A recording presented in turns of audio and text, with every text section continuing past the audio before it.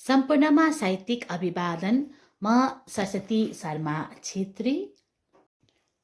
भारतीय नेपाली साहित्यको विकासक्रममा केही साहित्यिक पत्र पत्रिकाहरू यस्ता छन् जसले समयको लामो यात्रा तय गर्दै साहित्यिक चेतनालाई निरन्तर जीवित राखेका छन्। त्रैमासिक बिन्दु त्यस्तै एउटा ऐतिहासिक पत्रिका हो। आसामको लामडिङबाट प्रकाशित हुँदै आएको बिन्दुको पहिलो अङ्क सन् 1961 मे महिनामा प्रकाशित भएको थियो। त्यसबेलादेखि आजसम्म यसले निरन्तर रूपमा नेपाली भाषाको साहित्यिक सेवा गर्दै आएको छ। आजसम्म आइपुग्दा बिन्दुको 146 अङ्क भएछन्।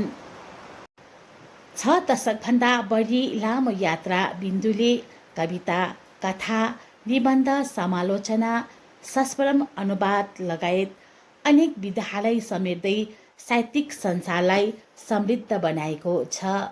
यही उद्देश्यलाई आत्मसात गर्दै बिन्दुले कवि आदरणीय मदन ओझा अभिनन्दन विशेषाङ्क प्रकाशित गरेको छ। सिर्जनाको पखेरोमा मदन ओझा।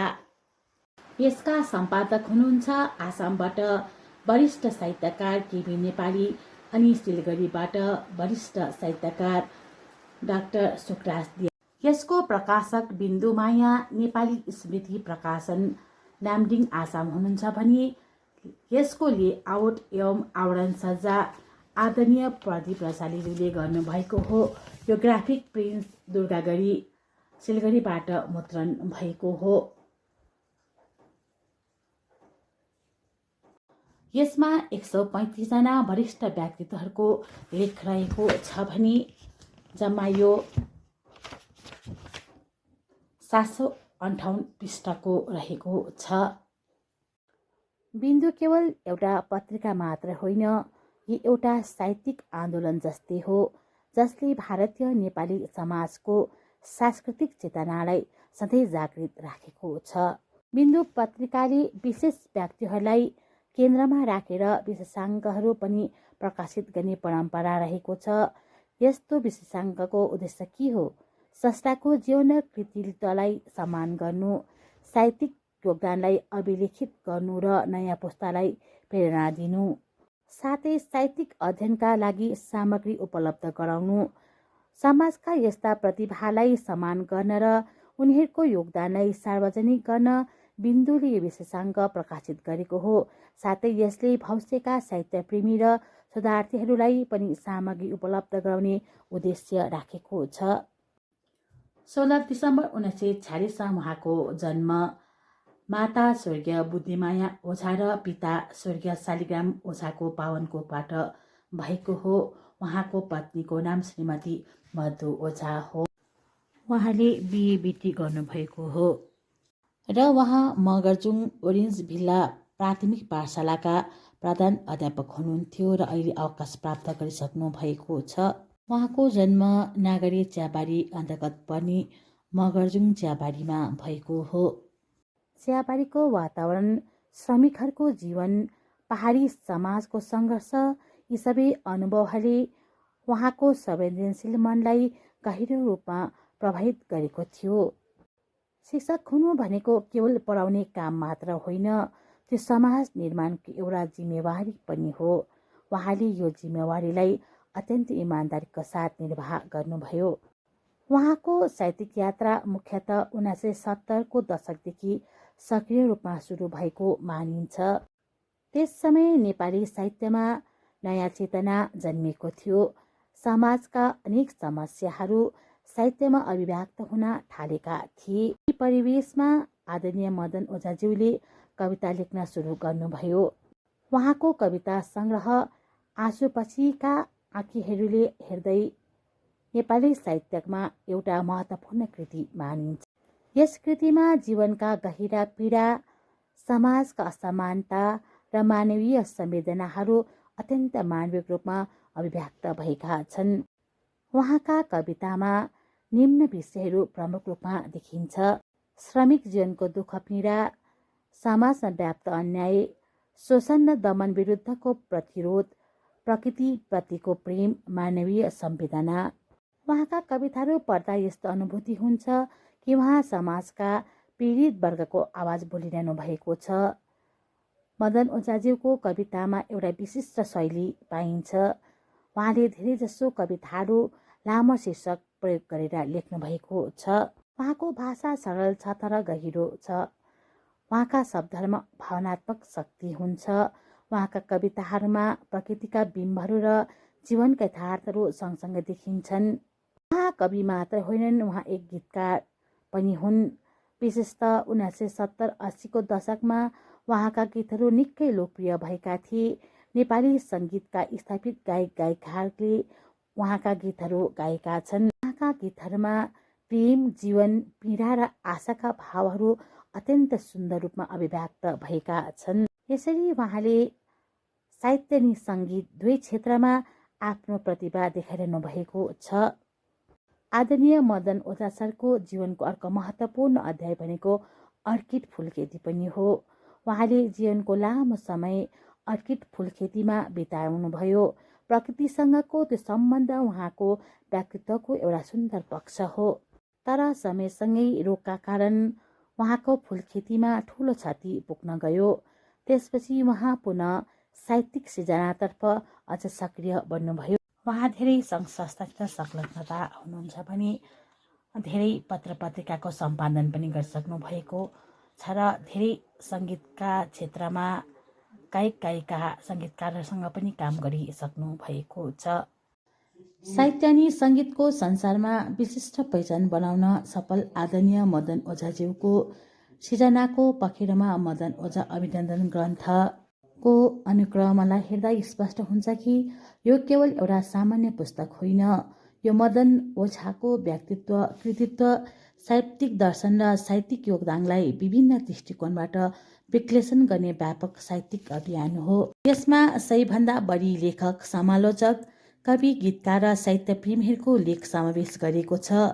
त्यसरी यो पुस्तक एक व्यक्तिको प्रशंसा मात्र होइन, नेपाली साहित्यमा एउटा स्रष्टाको प्रभावको सामूहिक साक्ष्य हो। नेपाली साहित्यमा स्रष्टा केन्द्रित विशेषाङ्कहरूको परम्परा निकै पुरानो छ। महाकवि लक्ष्मीप्रसाद देवकोटा, भुपी शेरचन, पारिजात, भीमनिधि तिवारी जस्ता महान स्रष्टाहरूका विषयमा पनि यस्ता विशेषाङ्कहरू प्रकाशित भएका छन्। यस्ता कृतिहरूले साहित्यिक इतिहासलाई सुरक्षित राख्ने महत्त्वपूर्ण कार्य गर्छन्। भविष्यका अनुसन्धानकर्ताहरूका लागि पनि यस्ता पुस्तकहरू महत्त्वपूर्ण स्रोत बन्छन्। मदन ओझामाथि केन्द्रित यो विशेषाङ्क पनि त्यही परम्पराको निरन्तरता हो। यस विशेषाङ्कको सबैभन्दा उल्लेखनीय पक्ष भनेको यसको व्यापक लेखक सहभागिता हो। यसमा वरिष्ठ समालोचकदेखि युवा स्रष्टासम्म, कविदेखि गीतकारसम्म, शिक्षकदेखि संस्कृति कर्मीहरूसम्मको सहभागिता देखिन्छ। यस विशेषाङ्कमा समावेश गरिएका लेखकहरूको शीर्षकहरू अवलोकन गर्दा विषयगत विविधता स्पष्ट रूपमा देखिन्छ। कतिपय लेखहरूमा मदन ओझाको कविता र गीतको सौन्दर्य शास्त्रबारे चर्चा गरिएको छ। कतिपयमा उहाँको जीवन अनुभव र साहित्यिक यात्रालाई संस्मरण गरिएको छ। कतिपय लेखहरूमा मदन ओझाको कविता र गीतको सौन्दर्य शास्त्रबारे चर्चा गरिएको छ। कतिपयमा उहाँको जीवन अनुभव र साहित्यिक यात्रालाई स्मरण गरिएको छ।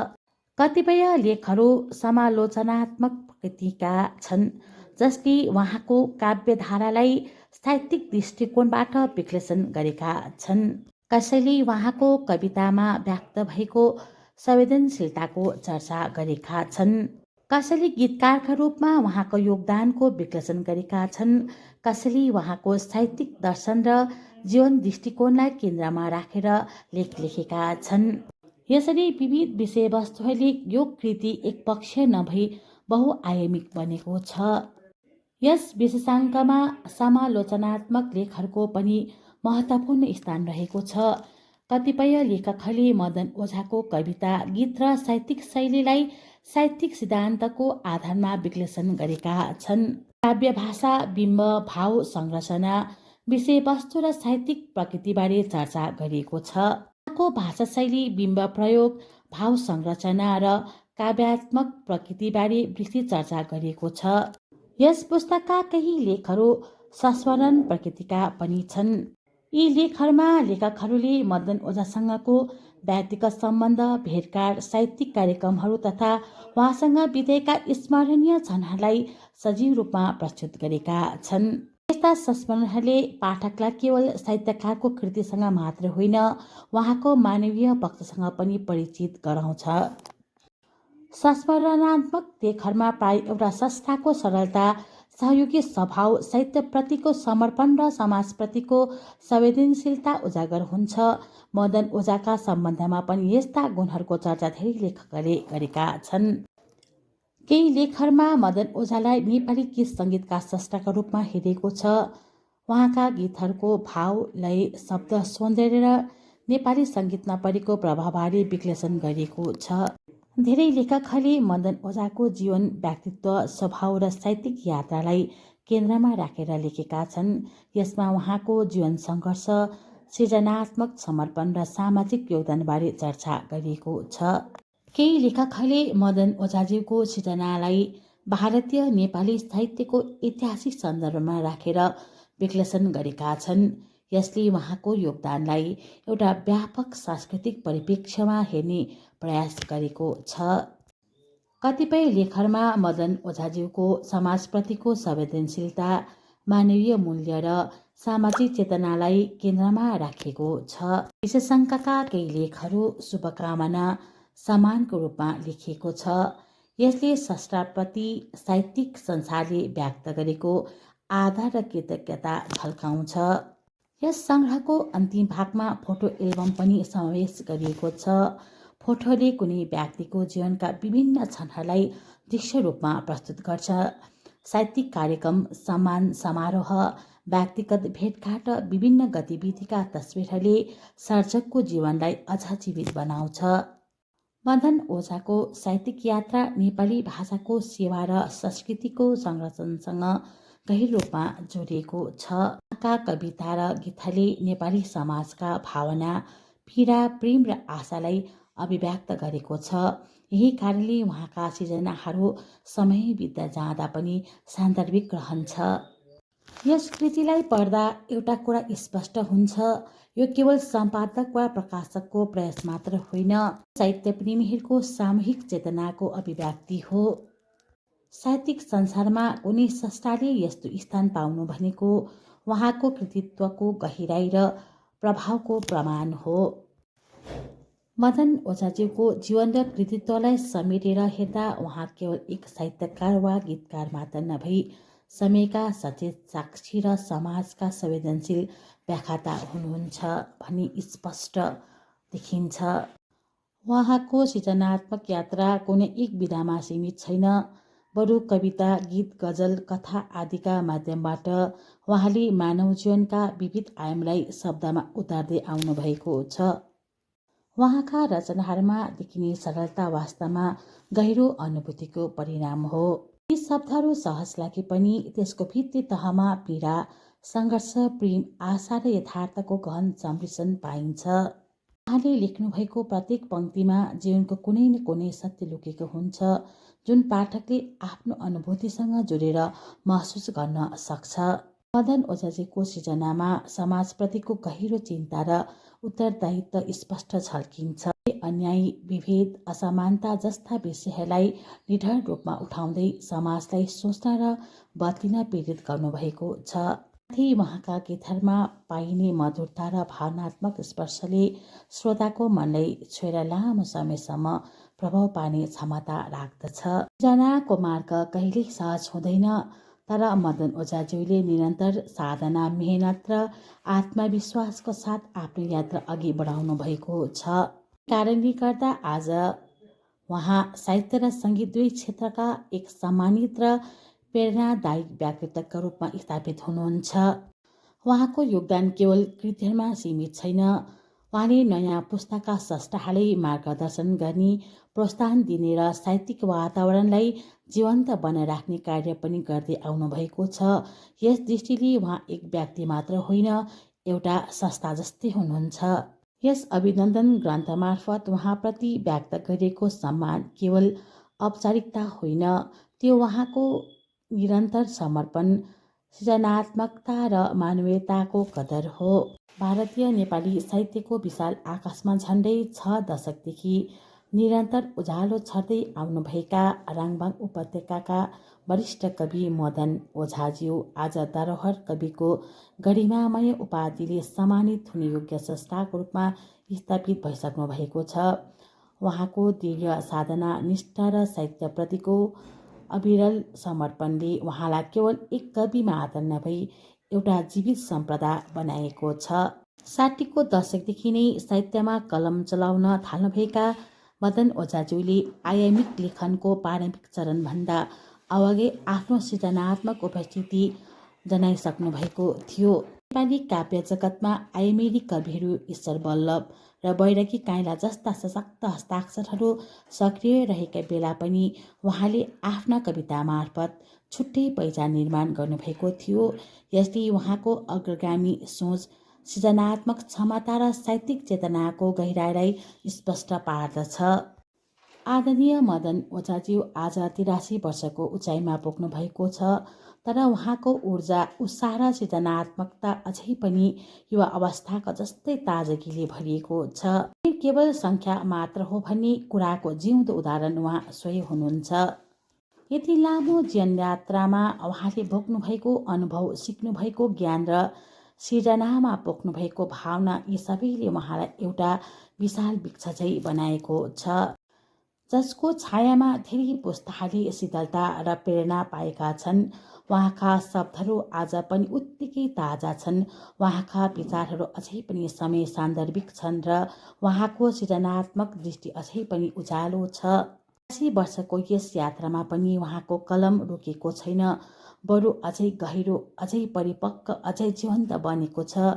जीवनका अनेक अनुभवले उहाँको लेखनलाई अझ समृद्ध बनाएको छ, जसले पाठक र श्रोतालाई नयाँ दृष्टिकोण दिन्छ। उहाँ केवल विगतका स्मृतिका सीमित स्रष्टा होइन, उहाँ वर्तमानमा सक्रिय, सचेत र निरन्तर सृजनामा लागिरहनु भएको व्यक्तित्व हुनुहुन्छ। यही कारणले उहाँ हाम्रो लागि अझ बढी प्रेरणादायक बन्नुहुन्छ र उहाँलाई अन्तमा दीर्घायु, सुस्वास्थ्य र निरन्तर सृजनशीलताको कामना गर्दै उहाँप्रति हार्दिक सम्मान प्रकट गर्न चाहन्छु। उहाँको जीवन र कृतित्वले अझै धेरै वर्षसम्म हामीलाई मार्गदर्शन गरिरहोस् भन्ने हाम्रो श्रद्धा र विश्वास छ। धन्यवाद।